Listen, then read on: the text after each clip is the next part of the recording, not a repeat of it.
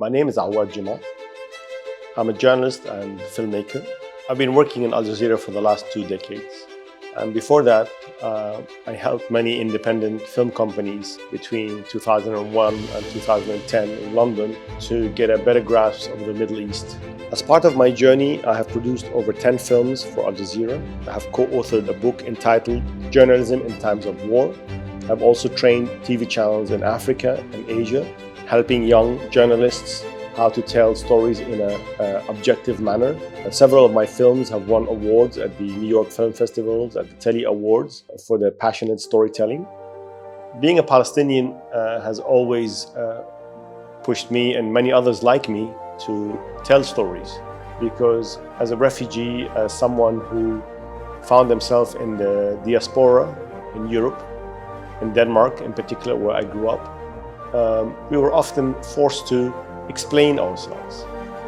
I remember one of the very first questions that triggered my political conscience or triggered my curiosity was when my class teacher asked me, "Awad, are you with or against Saddam Hussein?" And I'm like, "Saddam who?" She said, "Saddam Hussein." I was like, "Who's that?" He's like, "You should know, you're a Muslim." I'm like, "Oh, I don't know.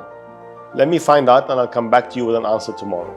I had a very close relationship with my father, and him and I would often sit and have very long conversation about very complicated matter, which I thought in hindsight for a young kid who was 9 years, 10 years old to be asked those questions and then having to answer was almost natural to me, because having gone through the experience of being a refugee, you become very politically aware and conscious at a very young age.